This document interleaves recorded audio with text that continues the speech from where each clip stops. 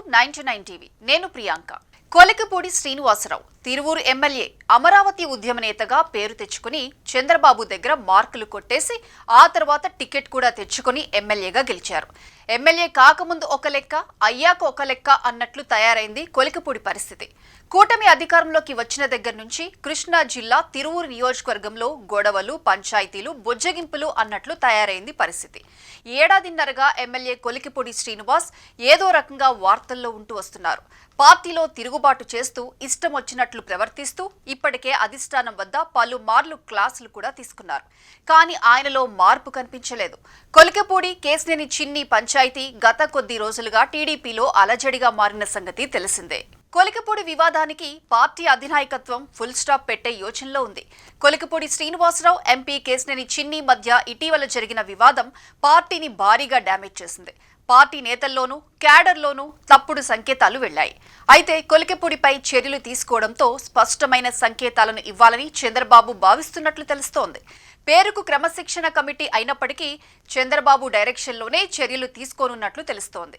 నిజానికి కొలికపూడి కేసినేనిల మధ్య వివాదాన్ని తానే చూస్తానని చంద్రబాబు చెప్పినా లండన్ పర్యటన అకస్మాత్తుగా ఉండటంతో క్రమశిక్షణ కమిటీకి అప్పగించారు. కొలికపూడిపై చంద్రబాబు ఆగ్రహంగా ఉన్నారని తెలుస్తోంది. ఆర్థిక పరమైన లావాదేవీలను బయటపెట్టడంతో పాటు వైసీపీ కౌన్సిలర్లను కొనుగోలు చేశారని చెప్పడం కూడా ప్రభుత్వానికి ఇటు పార్టీకి ఇబ్బందికరంగా మారాయి.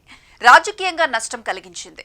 కేసినేని చిన్నిపై చేసిన వ్యాఖ్యలతో టీడీపీకి నష్టం జరిగింది. ఇంకా అనేక ఆరోపణలు చేశారు. అందుకే ముందుగా క్రమశిక్షణ కమిటీ ఎదుట హాజరు కావాలని కోరారు.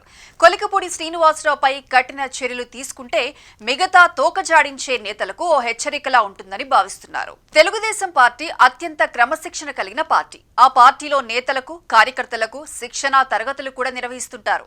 నాయకులైనా కార్యకర్తలైనా ఎలా ఉండాలి, ఎలా మాట్లాడాలి, ఇలా అనేక అంశాలపై క్లాసులు ఉంటాయి. కానీ కొలికపూడి మాత్రం ఎవరిని లెక్క చేయడం లేదని అంటున్నారు.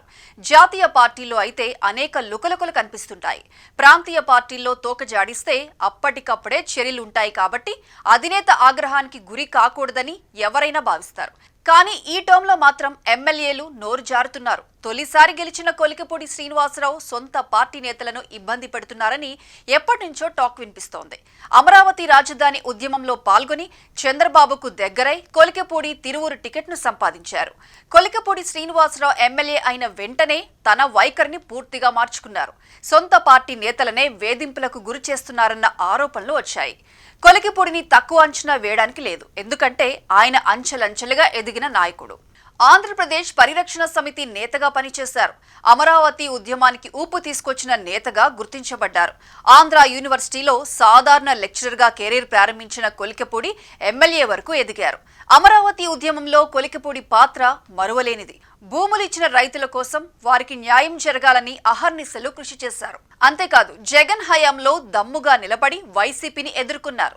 రైతుల కోసం నిలబడ్డ నాయకుడిగా 2 తెలుగు రాష్ట్రాల్లో ప్రత్యేక గుర్తింపు తెచ్చుకున్నారు.